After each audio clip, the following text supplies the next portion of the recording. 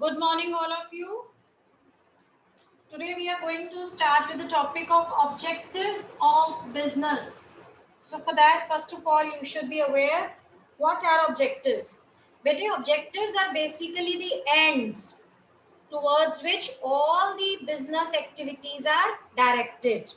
Or say your father is a businessman, he is doing certain activity, he is going to market, he is going to bank, he is doing purchasing, he is calling his clients, he is having meetings with his suppliers.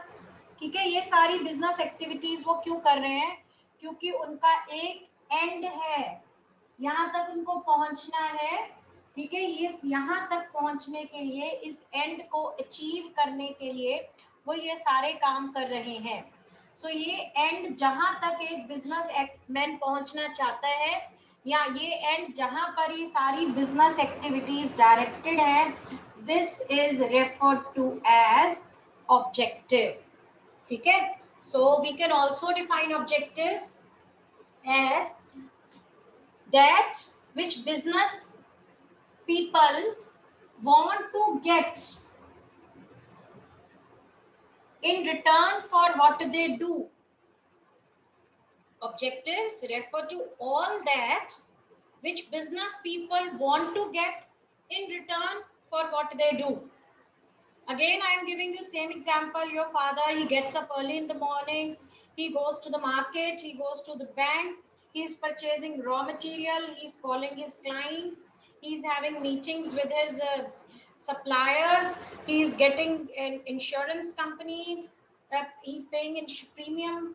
So all these activities which he is engaged in daily, he is overseeing his workers, right? So all these activities, why does a person or a business person would do all this? In order to get something in return. ठीक है, सो वो चीजें जो कि वो return में चाहते हैं, उसको कहा जाता है objective. So that return basically, अगर मैं आपसे पूछना शुरू करूं कि बेटे बिजनेस किस ऑब्जेक्टिव से किया जाता है, so many of you would be answering, ma'am, it's done to earn profit. What else is the objective of business?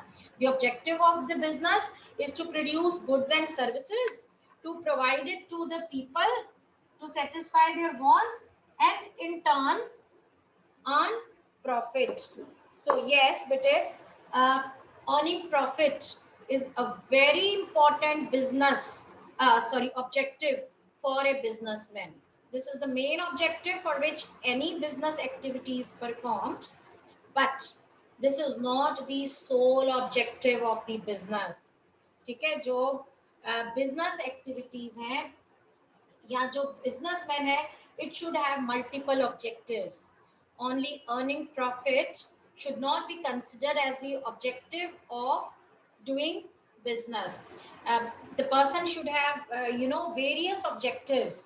He should have objectives in various fields. So that we will be discussing today, multiple objectives of the business. So first objective which always come to your mind, that is the economic objective of the business, and that is earning profit. Now profit bete hota kya hai? Profit is the difference between revenue and cost. If by selling this marker, a shopkeeper is earning 20 rupees, and while producing this, it costed him 15 rupees. So when he is selling the good which costed him 15 rupees for rupees 20, he is earning profit of 5 rupees. So this is the objective of every business. Every business wants to earn profit. Now profit is very, very important for any business. We cannot deny this fact. That what is the role of profit in business? First, it is essential for the survival of the business. But if you start incurring losses, let's say the cost of this marker is 15 rupees and we are selling it for 10 rupees, you will be suffering loss of 5 rupees. Would you be able to continue your business if you keep on suffering losses? नहीं, आपको एक दिन बेटे loss सफर करने का मतलब है आपने 15 रुपए 15 रुपए लगाए हैं इसकी कॉस्ट में और आपको रिटर्न में 10 रुपए मिल रहे हैं, यानी ये जो 5 रुपए हैं ये आपने अपनी तरफ से लगाए हैं। ठीक है, आपने अपने बिजनेस का कैपिटल में से निकाल के ये लॉस को गुड किया है। सो अगर ऐसा ही चलता रहा तो आपकी कैपिटल किसी ना किसी दिन खत्म हो जाएगी, यानी आपका बिजनेस सरवाइव नहीं कर पाएगा। So profit earning is essential for the survival of business. A sufficient amount of profit is always required if you want to survive in the business world, right? Then profit is not only important for survival of the business, it is required for the expansion as well as growth of the business. So business बेटे कभी भी हम एक static business नहीं चाहते हैं। अगर आप start करते हो कोई भी काम तो इसी ऑब्जेक्टिव को लेके स्टार्ट करते हो आप माइंड में कि चलो आज एक शॉप खोली है, कल को 2 शॉप कर लेंगे, एक और शॉप बना लेंगे। ठीक है, so this is what you have in your mind. You want to expand your business, you want growth for your business. So 1 से 2 दुकानें कैसे बनेंगी बेटे? आपने पहले तो एक शॉप के लिए कैपिटल इन्वेस्ट की से 50 लाख रुपीस। ठीक है, तो अगर आपको इसका प्रॉफिट आ रहा है से 5 या 5 to 10 लाख पर ईयर, तो आप क्या करोगे? इसमें से आधा खा लोगे, आधा आप सेव करके रख लोगे। So with in a save time period of 10 years आपके पास 50 लाख रुपए जुड़ गए, तो आप उसके बाद अपना बिजनेस एक्सपैंड कर सकते हो, ग्रो कर सकते हो। आपकी एक ब्रांच है, आप दूसरी ब्रांच भी खोल सकते हो। ठीक है, सो अगर आप प्रॉफिट नहीं अर्न कर रहे होते, सफिशिएंट प्रॉफिट नहीं हो रहे होते आपको, या लॉस हो रहा होता, तो in that case expansion and growth of business is not possible, right? Next is bete profit is basically the symbol of efficiency. कोई भी एक फर्म अगर अच्छा प्रॉफिट अर्न करती है तो कस्टमर के माइंड में यही होता है, या anybody he would feel that this firm is very very efficient. ठीक है, तो लेट अस से आपके पेरेंट्स हैं, आपके 2 ब्रदर्स हैं, तो आपके पेरेंट्स ने दोनों को 50 लाख रुपीस लगा के बिजनेस खोल दिया। You are independently handling your business. Now a brother is earning say 10 lakh, approximately 10 lakh rupees per year, and B is earning 5 lakh per year. So obviously your parents would see कि इसका business जो है वो ज्यादा एफिशिएंट है ना? कैसे पता चला? प्रॉफिट से। So profit is generally considered as an index, ठीक है, इंडिकेटर ऑफ एफिशिएंसी। देन बेटे profit is the reward for bearing risk. This we have already done. आप रिस्क क्यों बेयर कर रहे हो? बिजनेस कर रहे हो, बिजनेस करके इतना बड़ा रिस्क उठा रहे हो, ठीक है, तो ये रिस्क आप क्यों उठाते हो? Because in return you will get profit.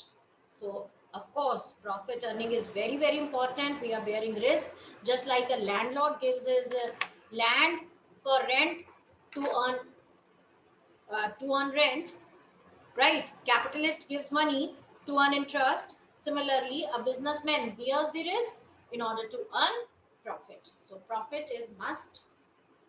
Then it helps to gain goodwill also. आज आप देखो बड़ी बड़ी कंपनियों जिनकी गुडविल ज्यादा है, क्यों ज्यादा है? Because they are earning huge profits. ठीक है, so it helps to gain reputation. Goodwill का मीनिंग पता है ना आपको बेटे? अकाउंट्स में कर लिया, इट्स अ फिक्टिशियस एसेट। ठीक है, तो गुडविल जिसको हम कॉमन लैंग्वेज में रेपुटेशन भी कह देते हैं, that is very very important to have goodwill, but goodwill can be gained only if your business is earning good profits, right? yahan tak bete kisi ko koi doubt? So even though profit earning is very very important objective for any business, this is not the only objective. theek hai, objectives are needed in every area which affects the survival and the prosperity of the business. ठीक है, हर area में जहां पर हमें where performance and results affect the survival and prosperity of the business, कोई भी ऐसी field जो कि बिजनेस की के सर्वाइवल को या बिजनेस की प्रॉस्पेरिटी को अफेक्ट करती है, हर उस एरिया में प्रॉफिट्स की ऑब्जेक्टिव्स की जरूरत होती है. ठीक है. So first multiple objective of business is market standing.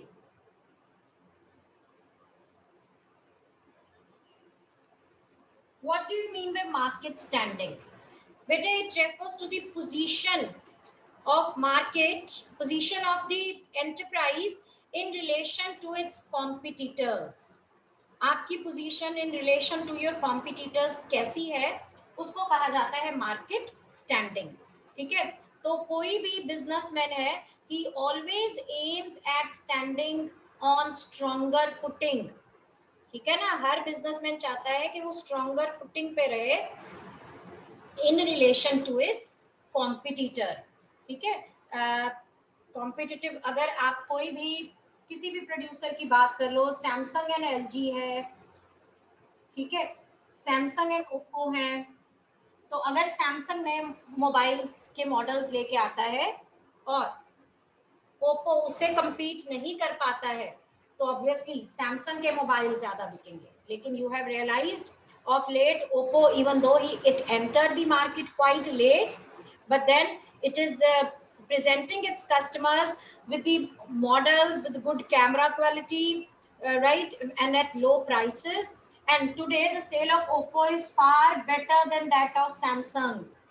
ठीक है. तो ओप्पो का ये जो ऑब्जेक्टिव है मार्केट स्टैंडिंग का, इसने ये अचीव कर लिया है.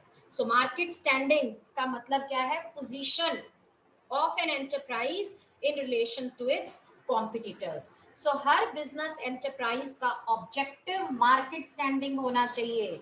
यानी उसका ऑब्जेक्टिव होना चाहिए कि वो as compare to its competitors एक स्ट्रॉन्गर फुटिंग में रहे, उनको अपने कस्टमर को बेटर क्वालिटी प्रोडक्ट ऑफर कर सके और उनको सेटिस्फाई कर सके. राइट. सेकेंड इज बेटे innovation.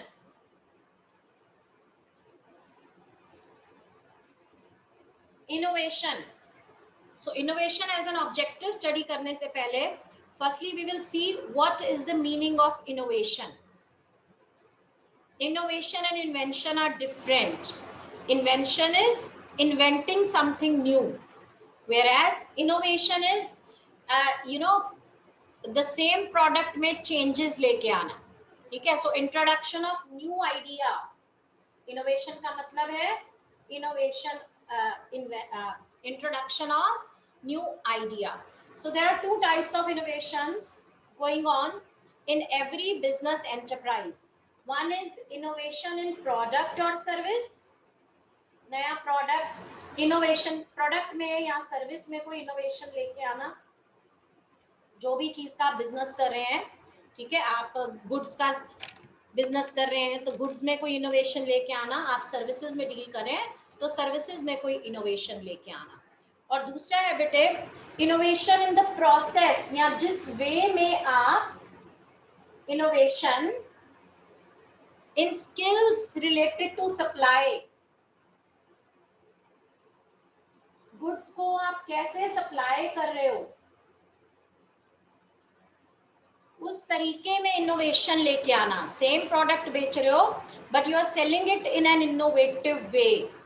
Right. So innovation introduce करना बहुत ही इंपॉर्टेंट ऑब्जेक्टिव है बिजनेस का.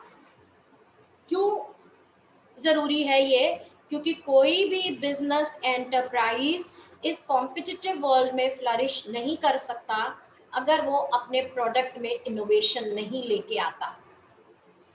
Again, you can refer to this example, that of Samsung and Oppo. Samsung is already is having a good market share, right, in the market of mobile. But when Oppo entered in the mobile market, it focused on innovation. आप देख लो Oppo के products में, mobiles में इस तरह की camera features हैं जो सैमसंग के बहुत महंगे वाले फोन में होंगे. ठीक है. तो ये इनोवेशन जो लेके आया है ओप्पो, उसके करके उसने आज अपनी मार्केट स्टैंडिंग भी स्ट्रॉन्ग कर रही है और वो आज फ्लरिश कर रहा है. सो every business enterprise should aim at innovation. Innovation means it should focus on introduction of new idea. This new idea could be related to the making of an innovative product or supplying the same product but through an innovative way. For example, you might be very very small when mobile phones came into being. You might not even have been born, I guess. ठीक है, जब mobile phone नए नए आए, so mobile phones used to be very very expensive at that time. The minimum mobile phone वो जो mobile phone उस time पे स्मार्टफोन नहीं होते थे, ब्लैक एंड व्हाइट वाले फोन होते थे. ठीक है, तो 20-30,000 की रेंज में ये मोबाइल आता था. तो उस टाइम पे रिलायंस कंपनी ने क्या किया, रिलायंस ने एलजी और सैमसंग दो तरह के मॉडल्स मार्केट में निकाले. अब रिलायंस चाहती थी कि वो, क्योंकि रिलायंस एक सर्विस प्रोवाइडर भी है. सर्विस प्रोवाइडर समझते हो, जैसे एयरटेल सर्विस प्रोवाइडर है. ठीक है, सो एयरटेल आप मोबाइल प्रोड्यूस नहीं करता, बट एयरटेल क्या करता है, एयरटेल अपनी सर्विसेज प्रोवाइड करता है, सेलुलर नेटवर्क है वो. तो उस टाइम पे बेटे रिलायंस भी एक सेलुलर नेटवर्क थी. तो रिलायंस ने अपना सेलुलर नेटवर्क को इस्टेब्लिश करने के लिए, उसको प्रमोट करने के लिए क्या किया, एलजी और सैमसंग से प्रोडक्ट्स खरीदे, प्रोक्योर किए और इंडिया में उसको 500 रुपीज पर बेचने शुरू कर दिए. बिलिंग पे होते थे ये. उन्होंने कहा कि आप 500 रुपए दो हमें, ठीक है, और हमसे फोन ले जाओ, बाकी के आप 500 रुपए आप हमें विद इंस्टॉलमेंट्स पे कर देना. So 500 rupees bete is quite an affordable as compared to the 20,000 rupees which was the price of the mobile at that very time. So उस टाइम पे बेटे रिलायंस ने इवन रिक्शा पुलर्स के हैंड में mobiles पकड़ा दिए. ठीक है, अब उससे क्या हुआ, मोबाइल तो आप बोलो कि मैम ये लॉस उसने क्यों सफर किया, 500 उसने तो खरीदे, सैमसंग और एलजी से इतने मोबाइल सेट खरीदे और 500 के रुपए के दे दिए. बेटे उसने क्या किया, उसने innovation lie, innovation in supply.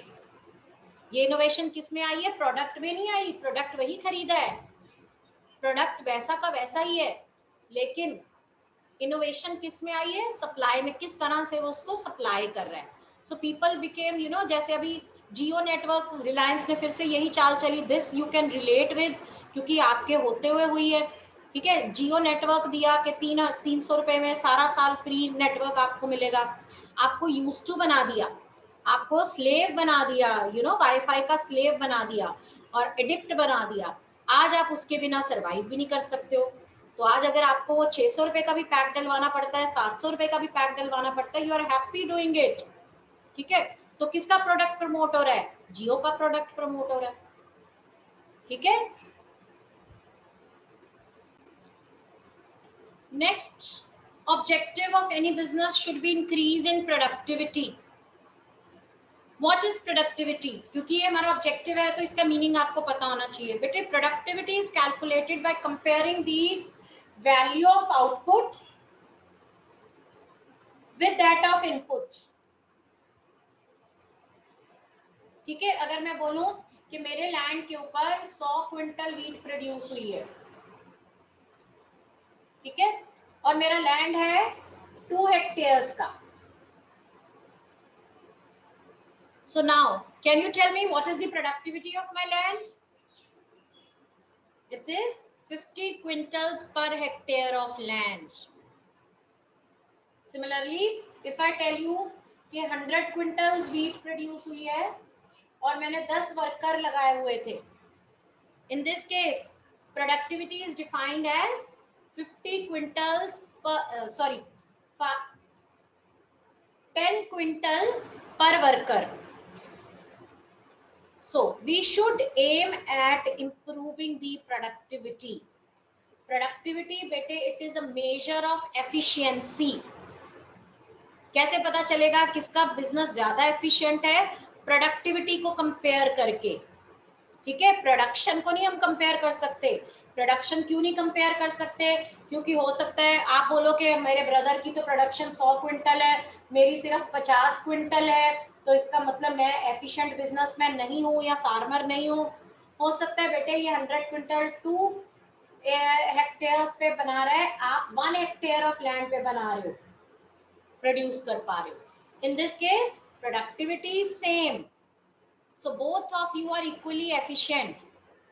So if you want to measure the efficiency of the business, you have to focus on productivity.